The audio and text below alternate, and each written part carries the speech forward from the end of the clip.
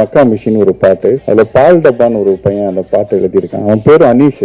ஆனா அனீஷ்னு கூப்பிட்டா டென்ஷன் ஆயிடுவான். என்ன வந்து பால் டப்பா தான் சொல்லணும் அப்படின்னு சொல்லுவான். ஸோ அவன் அந்த பாட்டு எழுதியிருக்கான். அவன் ஆடியோ ரிலீஸ் ஃபங்க்ஷனுக்கு வரமாட்டான். அதுக்கு நான் இப்போ வாய்ஸ் அவுட் பண்றேன். ஆக்சுவலா நான் கூப்பிட்டேன் அவனை ஃபங்க்ஷனுக்கு, இந்த மாதிரி வாடா அப்படின்ட்டு. அவன் சொல்றான், இல்ல ப்ரோ இந்த பாட்டு ரிலீஸ் ஆயிடுச்சு ப்ரோ, ஆல்ரெடி அது ரிலீஸ் ஆகி ஹிட் ஆயிடுச்சு ப்ரோ அப்படின்னா. அது ஓகேடா, ஆடியோ லான்ச் ஃபங்க்ஷன் வச்சிருக்கேன், நீ வாடா. அதான் ரிலீஸ் ஆயிடுச்சு ப்ரோ, அப்புறம் என்ன?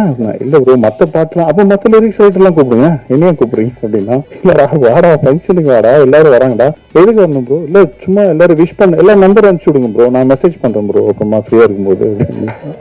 இல்லடா ஆடியோ லான்ச் ஃபங்க்ஷன்டா. ஓகே ப்ரோ, அதான் ஹாரிஸ் சார் தானே மியூசிக் பண்ணிருக்காரு, அவர் வரா இல்ல அப்படின்னா. இல்லடா எனக்கு என்ன சொல்லன்னு தெரியல. சரி சரி வாடா அப்படின்னா வந்துட்டான். வந்துட்டு எல்லாரும் விஷ் பண்ணிட்டு கிளம்பிட்டான்.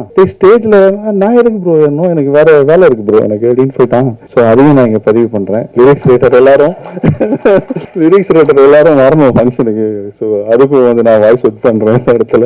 ஆக்சுவலா என்னன்னா ஒரு விஷயம் உட்கார்ந்துட்டு இருக்கும்போது இதெல்லாம் பார்க்கும்போது தோணுச்சு.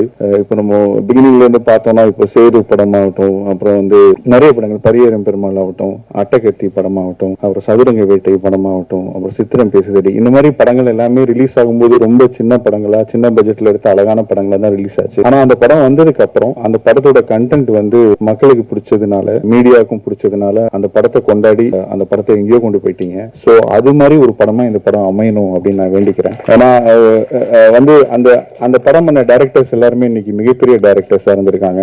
ஸோ ஆனா அந்த படம் ரிலீஸ் ஆகும்போது ரொம்ப சாதாரணமா ஒரு சின்ன பட்ஜெட் படமா தான் வந்துச்சு. ஸோ அதுக்கு மீடியா கொடுத்த சப்போர்ட் தான் வந்து இன்னைக்கு அந்த படம் மிகப்பெரிய லெவலில் இருக்கு. அந்த டைரக்டர்ஸும் இருக்காங்க. ஸோ அந்த மாதிரி இந்த படம் உங்களுக்கு பிடிச்சதுன்னா இந்த படத்துக்கு நீங்க மிகப்பெரிய லெவலில் சப்போர்ட் கொடுத்து இந்த இயக்குனரையும் இந்த தயாரிப்பாளரையும் இந்த படத்தையும் நீங்க மிகப்பெரிய லெவலுக்கு கொண்டு போகணும் அப்படின்னு நான் வந்து உங்களை ரொம்ப வேண்டி கேட்டுக்கிறேன். நம்ம கூட ஒர்க் பண்ணவங்க யாராவது வந்து ஒரு படம் பண்றாங்க, சக்சஸ் பண்றாங்கன்னா அது எப்படி சொல்ற, அதுக்கு வார்த்தையே கிடையாது. ஒரு பெரிய ஸ்பெஷல் ஃபீலிங். ஸோ ரொம்ப ரொம்ப சந்தோஷமா இருக்கு இந்த ஃபங்க்ஷன் வந்ததுக்கு. அப்புறம் துரை வந்து இவரு சென்றான் சொன்ன மாதிரி ஒரே பரபரப்பாக தான் இருப்பாரு. இந்த படத்துல எப்படி எல்லா நடிக்கிறதுக்கெல்லாம் டைம் கொடுத்தாரா, எல்லா ஆர்டிஸ்டுக்கு டெக்னீஷியன்ஸுக்கெல்லாம் வேலை செய்யறதுக்கு டைம் கொடுத்தாரா?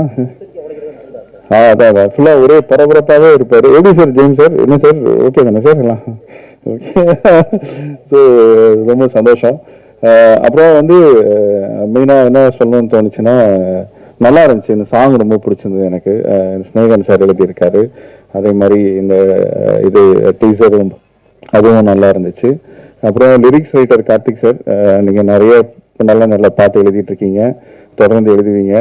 நீங்கள் வந்து உங்களுக்கு பெரிய ஃபியூச்சர் இருக்கு.